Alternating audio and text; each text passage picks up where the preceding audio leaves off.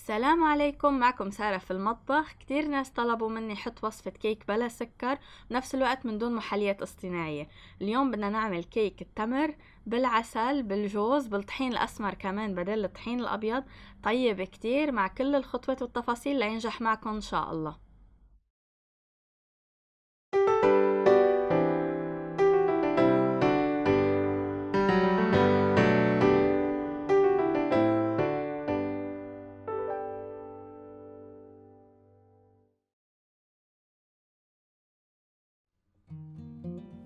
بنبدأ بكوب تمر مطحون. معجون التمر فيكن تجيبوه جاهز، 200 جرام بيطلعوا. بدنا نضيف عليهم كوب حليب ساخن، لازم يكون ساخن كتير شوي تفرفط التمر جواته ويدوب عمهله.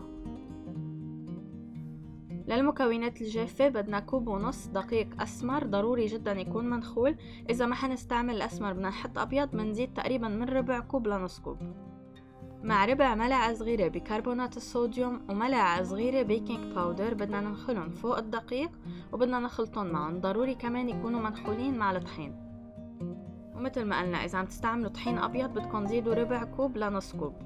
خليط التمر والحليب بدنا نخلطه قد ما فينا حتى شوي يبلش يتفرفط التمر جوا الحليب.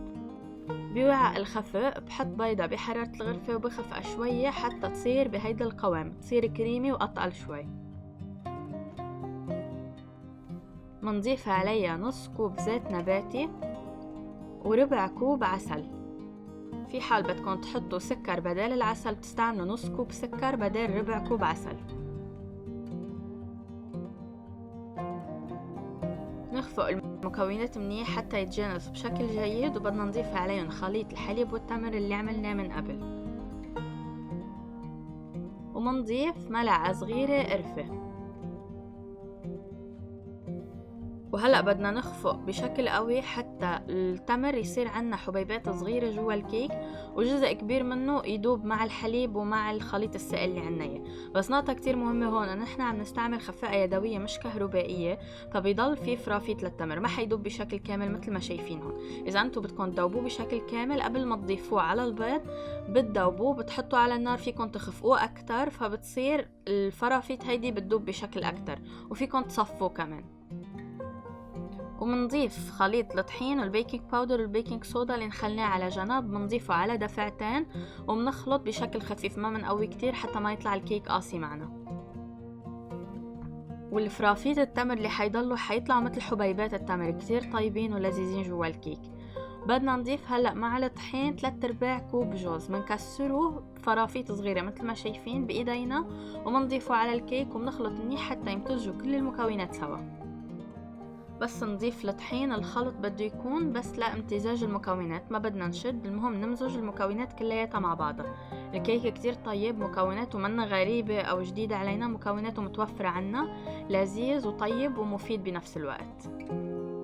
والقوام النهائي مثل ما شايفين طقيل كتير بيكون عنا وكتير بيلزق كمان بسبب التمر. لقالب الكيك بدنا قالب ما بيلزق، بندهنه بالزيت، منرش عليه طحين، ضروري قالب يكون ما يلزق. وفيكن تحطوا ورقة زبدة بقالب الكيك لتتجنبوا انه ينلدع معكن. وبتحطوا خليط الكيك جوا القالب، هو تقيل وبيلزق فحتستعملوا ملعقتين لتحطوه جوا القالب، وبتحطوه بهيدا الشكل، بتوزعوه بالتساوي وبانه ياخد كل الاطراف ما يكون فاضي. ونقطة كتير مهمة هون انه الكيك بقلبه عسل، العسل بيحترق اسرع من السكر بالفرن، فبدنا نحمي الفرن على درجة حرارة 170 مش 180.